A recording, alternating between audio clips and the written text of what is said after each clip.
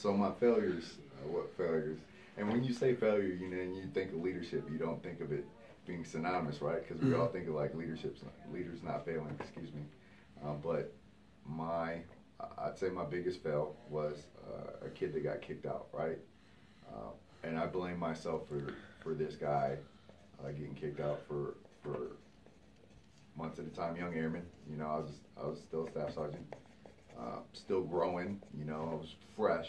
You know, not what they call seasoned. You know, and I had a troop, and I was writing them EPRs and stuff like that, and I was giving them the leftover bullets from me that were still quality, you know, and I was putting them on as EPRs and stuff like that. But what I was doing that whole time was I was just hyping him up, right, and giving him an unrealistic name in the squadron, right, and he was having problems with drinking, and we talked about that, you know, and he just didn't want any help, and I felt like I should have reported it, you know. Yes, sir. Well, I did report it, but he still deferred, you know. In the end, I did report it, but he had a drinking problem. He lost his family. He got kicked out of the military, and I blame myself for this for months, man. It was hard, and I was just a new staff, you know, a young leader. That can definitely hurt. And, yes. And I was like, it hurt my mind. I was like, man, I'm not ready for this. I'm not ready to help these kids out. I'm not ready to do this stuff, you know. But one of my masters took me aside and he said, "Hey, you need to stop blaming yourself for this." And he's like, "What you're doing right now is hurting every kid that you supervise.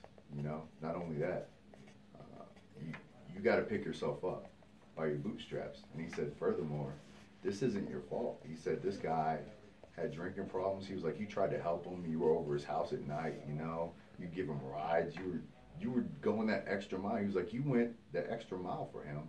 But he didn't want to change. He was like, "You can't." That was the day I remember, and it hurt.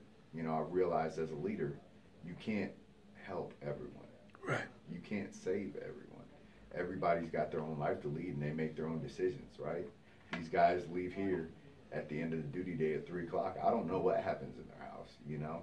God forbid one of these guys goes home and has a drinking problem like crazy and keeps it down on the low, or has a domestic violence calls or whatnot, you know, something negative, or it could be something positive, you know, that I don't even know that happens. Like somebody could be big into their church, you know, and they could be having 1,000 hours of community service somewhere downtown, you know, helping the community out.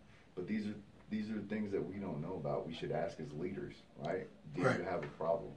Are you okay? What are you doing in your spare time? You know, just to ensure. I mean, honestly, there's nothing that you could really make them do. Right. Right? They're their own person, just like me and you.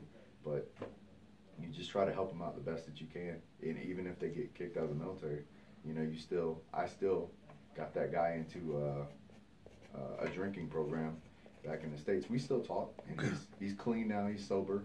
He got his family back, you know, but he definitely thanks me, but that was my fail. You know, I felt like the failure was all on me because of him. You know, and that wasn't the case. He even tells me, he's like, "It's not your fault.